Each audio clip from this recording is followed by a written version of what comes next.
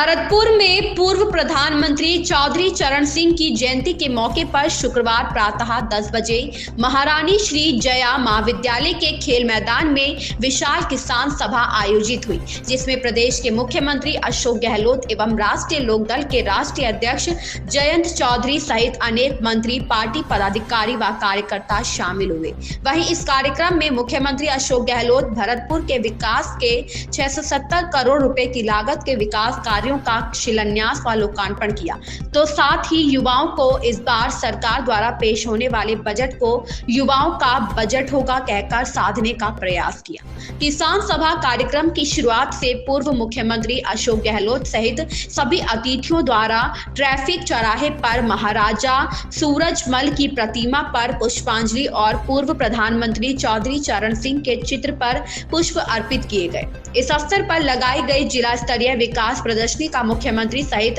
अन्य अतिथियों ने शुभारंभ किया। इस दौरान मुख्यमंत्री अशोक गहलोत द्वारा भरतपुर जिले के विकास के लिए विभिन्न योजनाओं का शिलान्यास व लोकार्पण भी किया गया। सभा को मुख्यमंत्री अशोक गहलोत, रालोद अध्यक्ष जयंत चौधरी, पर्यटन मंत्री विश्वेंद्र सिंह, रमेश मीणा, गोविंद सिंह डोटासरा ने संबोधित किया। वहीं मुख्यमंत्री अशोक गहलोत ने अपने उद्बोधन में कहा कि भरतपुर के विकास में किसी भी तरह की कोई बाधा नहीं आएगी, वह भरतपुर के विकास के लिए हमेशा तत्पर रहेंगे। वहीं उन्होंने कहा कि इस बार का बजट सरकार का बजट न होते हुए युवाओं का बजट होगा और राजस्थान सरकार कृत संकल्प है कि इस बार जब बजट का पिटारा खुलेगा तो भरतपुर के युवाओं के साथ प्रदेश के युवाओं को भी बहुत कुछ मिलेगा, जिसकी उन्होंने कभी उम्मीद तो की थी, लेकिन पिछली सरकारों के द्वारा जिस तरह से उनको छला गया, तो जिस वजह से युवाओं ने वर्तमान में भी उस बजट की उम्मीद त्याग दी थी। लेकिन राजस्थान की सरकार युवाओं के साथ कृत संकल्पित है और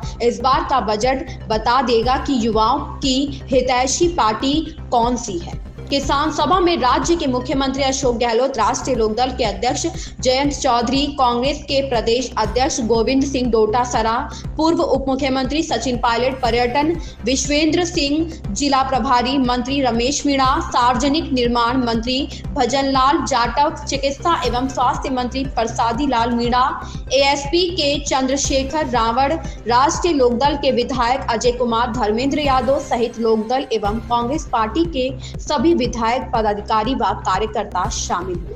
भरतपुर से क्लाउड न्यूज के लिए विनोद राजपूत की खास रिपोर्ट।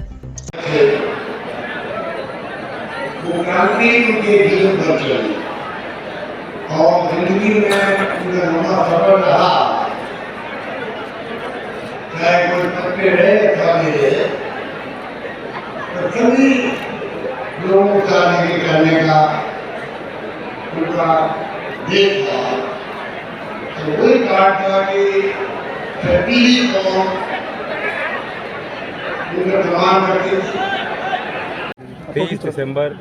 देश के इतिहास के लिए एक बहुत महत्वपूर्ण तारीख है और वह दर्ज है, क्योंकि गांव का आदमी, देश का किसान, मजदूर, गरीब ये जानता है कि इसी दिन चौधरी साहब पैदा हुए थे, जन्मे थे। लेकिन आज भी उनकी जो यादें हैं वो लोगों के मन में ताज़ा है। तो ये हमारे लिए बहुत बड़ी पूंजी और आशीर्वाद है जो नई पीढ़ी है उनके लिए, और हम चाहते हैं कि जो उनके अधूरे कार्य थे उनको पूरा किया जाए, नए सिरे से वर्ष किया जाए जमीन पर, धरातल पर। आज भी किसानों की जो समस्या है, मैंने बात रखी, किस तरह से किसानों का कर्ज बढ़ गया है, किसानों की आय दुगनी करने का वादा करने वाली सरकार आज पूरी तरह से वादा खिलाफी कर रही है। हम यूपी में देख रहे हैं कि गेहूँ की बुआई का काम है, लेकिन बीज नहीं मिल पा रहा। राजस्थान में खुशी होती है जिस तरह से कृषि बजट अलग से सरकार पेश कर रही है, तो सरकार की जवाबदेही होती है और किसानों को जानकारी पूरी मिलती है कि हमारे हित के लिए कौन सी योजनाएं चल रही है। सर, आरएलडी का जो कांग्रेस से जो गठबंधन विधानसभा 2018 के चुनाव में हुआ, इस तरह की खबरें भी है लगातार कि 50 से 60 सीटों पर 1977 में जब कभी जनता दल की सरकार थी, चौधरी चरण सिंह देश का नेतृत्व किया, बड़ा एक वोटर है, बड़ा वोट बैंक है जो लगातार चौधरी चरण सिंह में अपनी आस्था रखता है। भरतपुर से लेकर बाड़मेर तक क्या कार्य योजना कांग्रेस के साथ चल रही है? ये देखिए, अभी हमने बैठ के उनसे बातचीत नहीं की। मैं परसों सीकर में अपना कार्यक्रम कर रहा हूँ, किसानों के बीच जाऊँगा और हमारी कोशिश है कि हमारा संगठन मजबूत हो। बाकी देश में आप देखें जो हमारे साथ ताकतें जुड़ी हैं, समाजवादी पार्टी का बहुत बड़ा योगदान है और अब हम दोनों पार्टियां साथ साथ चंद्रशेखर आज़ाद जी के साथ आने से अभी जो उपचुनाव हुए उत्तर प्रदेश में बहुत सकारात्मक नतीजे आए हैं और हमारे गठबंधन के कार्यकर्ता बहुत उत्साहित हैं और हम उम्मीद कर सकते हैं कि उसी तर्ज पर देश में जो लाइक माइंडेड पार्टियां हैं वो साथ मिलकर लड़ेंगे। सर, राज्यसभा में चाइना को लेकर जिस तरह की चीज़ें चल रही हैं, आपने अभी उठाया भी था मुद्दा कुर्मी ओबीसी के आरक्षण की बात जी देखिए, चाइना का जो घुसपैठ है, याद कीजिए देश के इतिहास में इस सदन में ऐसी भी हमने कार्रवाई देखी कि एक तरफ जब 62 का युद्ध हो रहा था तो सदन में उस पर चर्चा हो रही थी, लेकिन आज जहां देश के प्रधानमंत्री पहले सदन की गरिमा बनाए रखने के लिए पहले उसको चूम के सीढ़ियों पे पहली बार चढ़े थे संसद में जब गए थे, तो लोगों को उम्मीद बनी थी कि लोकतांत्रिक परंपराओं को निभाएंगे, लेकिन आज सरकार बचती नज़र आती है। विभिन्न नियमों के तहत सभी सांसदों ने रोज़ ये कोशिश की कि संसद में चाइना की घुसपैठ की क्या सच्चाई है, किस तरह से हमारे जवानों का मुकाबला कर रहे हैं, किस तरह से हम जवानों को और ताकत दे सकते हैं, इस विषय पे हम चर्चा करें। लेकिन सरकार की मंशा नहीं थी तो चर्चा ही नहीं हो पाई। यानी चाइना का जिक्र भी आप अब पार्लियामेंट में अंदर रह के नहीं कर सकते। धर्मेंद्र जी, स्वामी चरण सिंह जी ने अपने जीवन काल में एक ऐसे वर्ग के लिए संघर्ष किया जो वर्ग आज भी वंचित है, जिस वर्ग को सबकी सहायता की जरूरत है। किसान वर्ग जो जमीन में मेहनत कर अनाज पैदा करता है,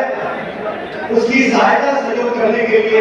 सभी लोगों को सामने आना होगा। ये बात कल भी सच थी, आज भी सच है और आगे भी सच होगी। लेटेस्ट अपडेट पाने के लिए हमारे चैनल क्लाउड न्यूज को अभी लाइक करें, सब्सक्राइब करें और बेल आइकन दबाना बिल्कुल ना भूलें।